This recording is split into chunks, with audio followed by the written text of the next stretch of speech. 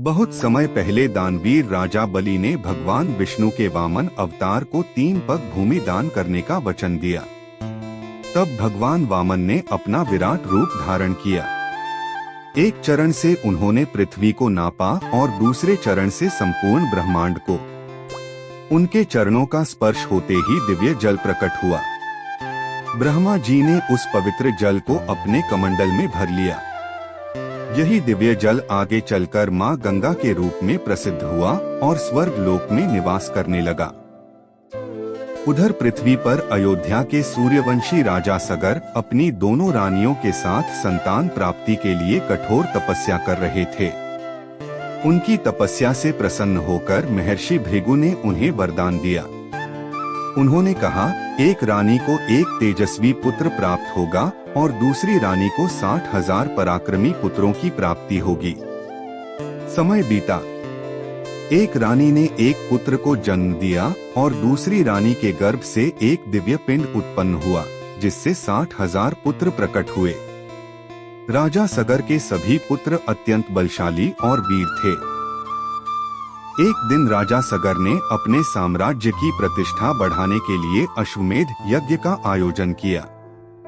यज्ञ का घोड़ा छोड़ दिया गया और उसकी रक्षा की जिम्मेदारी सगर के 60,000 पुत्रों को दी गई। देवताओं के राजा इंद्र को यह यज्ञ पसंद नहीं आया।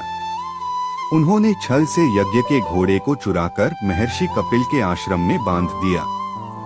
जब सगर के पुत्र घोड़े को खोजते खोजते कपिल मुनि के आश्रम पहुँचे तो उन्होंने वहां घोड़े को बंधा देखा। बिना सत्य जाने उन्होंने कपिल मुनि पर चोरी का आरोप लगा दिया और उनका अपमान करने लगे। महर्षि कपिल उस समय गहरी तपस्या में लीन थे। उनके ध्यान भंग होने पर उन्होंने क्रोध से अपनी आंखें खोली। उनके तेज के कारण राजा सगर के 60,000 पुत्र तुरंत भस्म हो गए। उनकी आत्माओं को मुक्ति नहीं मिली और वे भटकती रहीं। राजा सगर ने अपने पौत्र अंशुमान को उनकी खोज के लिए भेजा। अंशुमान कपिल मुनि के आश्रम पहुँचे और विनम्रता से उनकी स्तुति की। प्रसन्न होकर कपिल मुनि ने कहा, यदि स्वर्ग में रहने वाली पवित्र गंगा पृथ्वी पर आकर इनकी अस्थियों को स्पर्श कर दे, तभी इन्हें मोक्ष मिलेगा। अंशुमान और उनके पुत्र दिलीप ने भी गंगा को पृथ्वी पर लाने का प्रयास किया, लेकिन वे सफल नहीं हो सके। कई वर्षों बाद राजा दिलीप के पुत्र भागीरथ ने अपने पूर्वजों की मुक्ति का संकल्प लिया।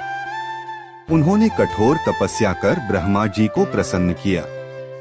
ब्रह्मा जी प्रकट हुए और बोले, हे भागीरथ, मैं गंगा को पृथ्वी पर भेज सकता हूँ, लेकिन उसके वेग को केवल भगवान शिव ही संभाल सकते हैं। तब भागीरथ ने भगवान शिव की घोर तपस्या की।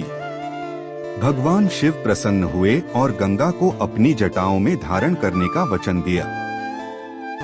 जब गंगा स्वर्ग से पृथ्वी की ओर उतरी तो उनका वेग अत्यंत प्रचंड था।